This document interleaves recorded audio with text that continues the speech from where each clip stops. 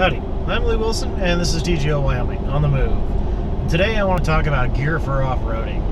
So a little backstory, I went up to the Bighorn Mountains this weekend and fished the Tongue River.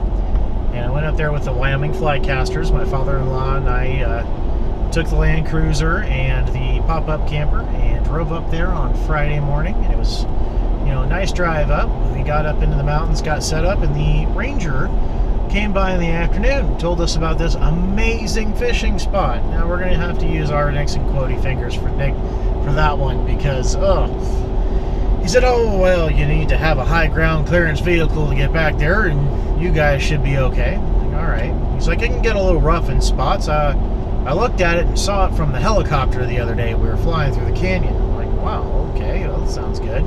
But there's a lot of little honey holes in there. I can't imagine we get fished very often.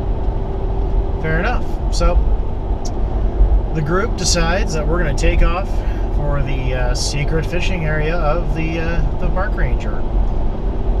And we take off. It's about 13 miles down the road, and then you take a right, and you go down 3/4 of a mile, take a right, and then you go back in about 15 miles. Well, the first 4 or 5 miles of that is, very easy, very accessible by most vehicles, and then things got interesting. They got real interesting.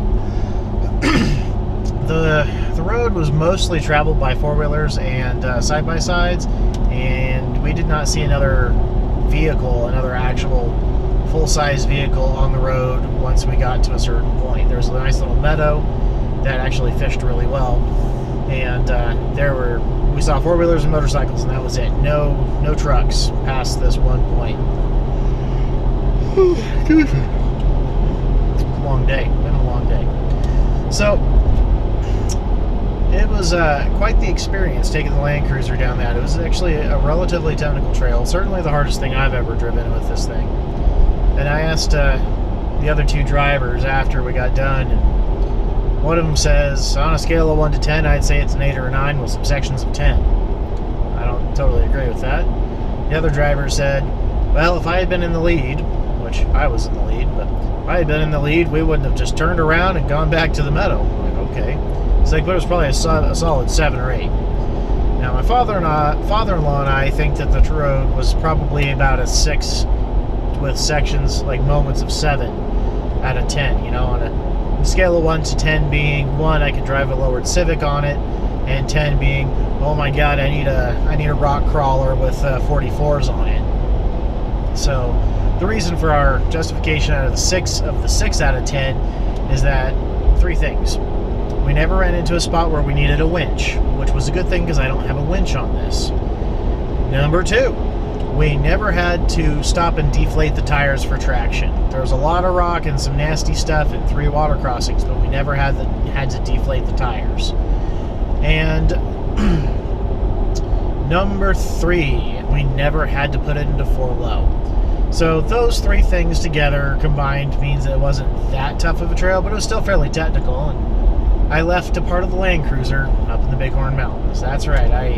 I bumped a branch that was sticking out and took a chunk out of my passenger side fender flare. So there's a little bit of fiberglass and some worn out green paint hanging out in the Bighorn Mountains. And I tell you what, it was the most fun that I've had in a long time, just navigating that trail. It was more fun than the fishing. So, go figure, right? But I also kind of figured a few things that I have missing from the Land Cruiser that I need to add, that I need to remedy. If I did need to air down my tires, I don't have an air compressor in here to re-air my tires. So, I'm working on getting a nice little 12-volt air compressor that I can connect to the battery and get the tires repressurized if I need to do that.